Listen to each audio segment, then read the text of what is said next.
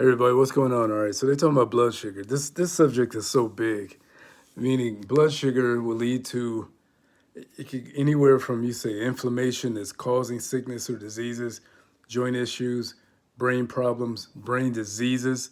For give a longer term.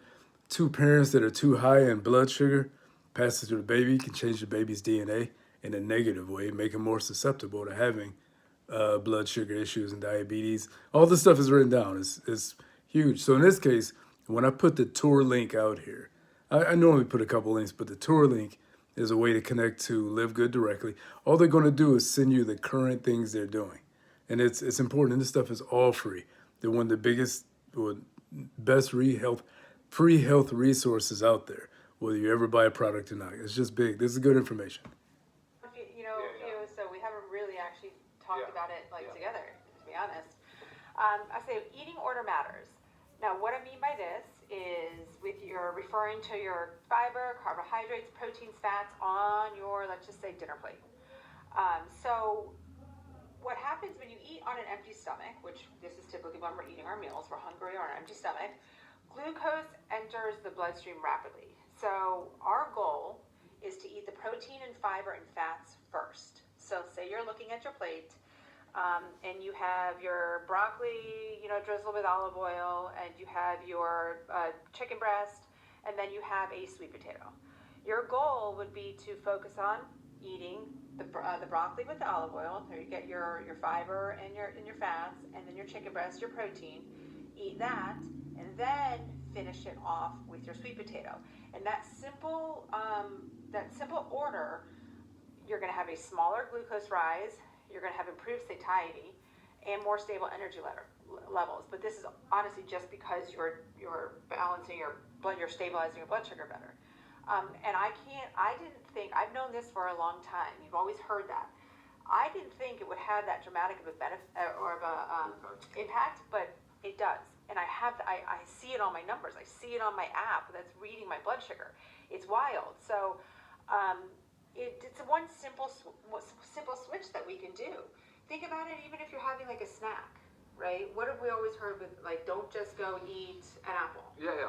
Have some fats, right? Yeah, have it with some nut butter. Nut butter or almonds or. Right. Or eat a quarter an avocado and then your apple slices. I mean, that's a very nice snack. That really is going to make a dramatic difference in how your blood sugar responds. So the supplements that we have here, obviously, I'm going to explain a little bit more, but I want to talk about as we go. Because basically, what did I just talk about? Fiber and protein, right?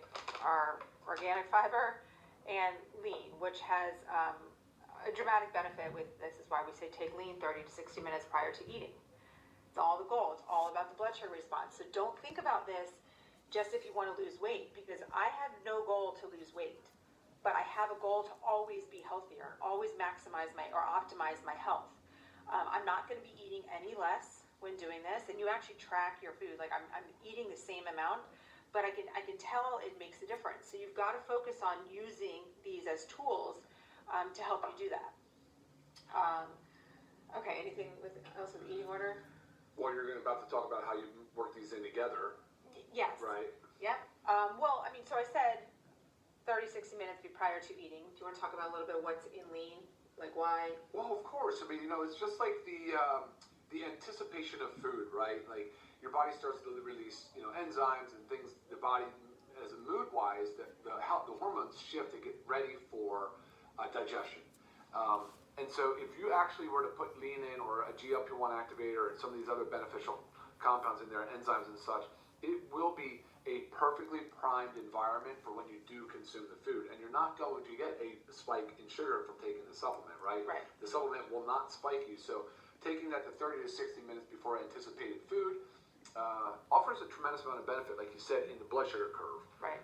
That's where you would likely see the most benefit. Right. I mean, and you have ingredients like glucomannan in there. Oh, yeah. The fiber expands 100 times the weight of its weight in water. That's why it's important to stay hydrated if you're using lean. Again, another benefit of water, but truly, drinking water to curb some of the appetite as well. But the glucomannan, there's the fiber, there's digestive enzymes, there's the GLP-1 activators like the New Zealand hops extract that's in lean.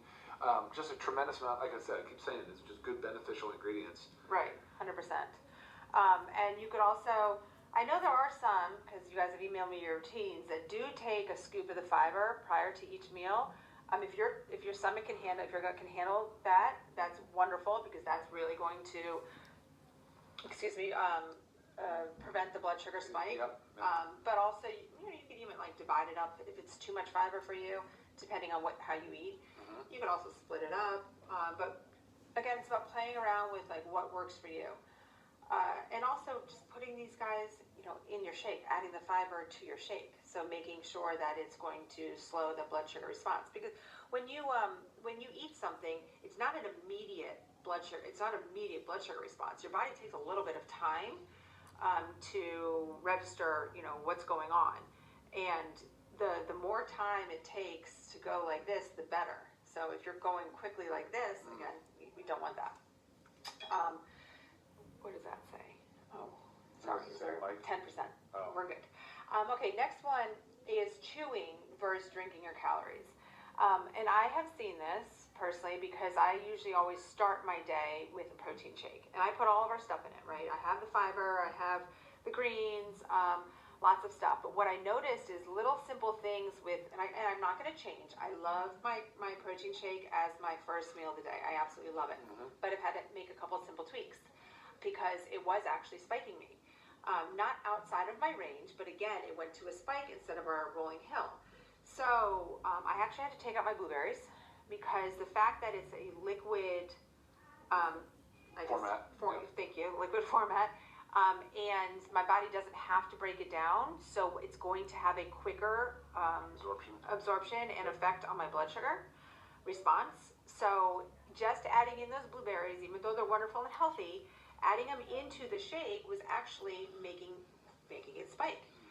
So I needed to take those out, and I put in a tablespoon of MCT oil because currently I actually don't have any fat added to my protein shake. Now, if you use like a whole milk or a whole yogurt or an avocado or half avocado, quarter avocado, that's all great too. Me personally, I realized I didn't have any fat into my shake, and so doing those two things had a dramatic effect. And I just know I'll get my blueberries in, another part of the day. Sure. It was just how my body's response to my first meal of the day and it being liquid. Right. So, that makes sense though, right? Because the mastication process of chewing, right? When you're breaking food down, the enzymes are working, it's going into the stomach where it still has to be, broken down further before it can even get into the small intestine and start to absorb, right? So there's a different phases, depending on the bite size and the amount of chewing and the time it takes. When you take a liquid smoothie, you just ground everything up in the blender, right? Made it far more soluble. All of it goes down basically very smoothly, very quickly, absorbs readily. Yep. Yeah. Yeah, I mean,